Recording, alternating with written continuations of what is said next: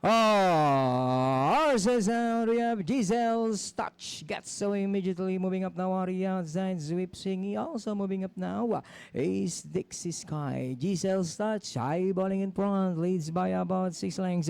And in second is Dixie Sky. Sweep Singy in third. Supreme Dynasty in fourth.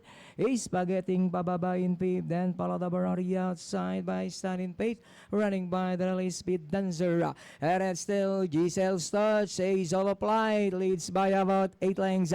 Dixie Sky still in second. Sweep Singy trying to get closer in third. Together with Supreme Dynasty in fourth position is Spaghetting Pababa.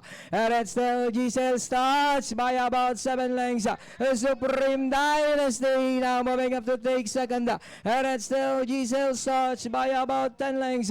And in second still Supreme Dynasty on the outside. Sweep Singy then followed by Dixie Sky. Is Spaghetting Pababa comes next. As the field turns for Roma, Giselle's touch by about 6 lengths. Supreme Dynasty still in second, moving up on the outside. Sweep Singy, and it's still Giselle's touch by about 3 lengths. Sweep Singy, Supreme Dynasty is Spaghetting Pababa on the outside, and it's still Giselle's touch. Sweep Singy, Supreme Dynasty, Giselle's touch, Sweep Singy, Supreme Dynasty, and finally is going to be Giselle's touch. Sweep Singy then comes close. Supreme Dynasty, Spaghetting Pababa.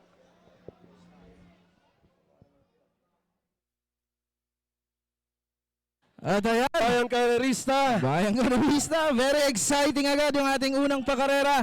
Pinanalunan ng kabayang numero 2, Giselle's Touch. Ginabayan ni apprentice rider JV Pilitro. Lumilipad, partner? Partner, 50 kilograms ang dala ni kabayo. Anong aasahan mo sa dibokang kabayo?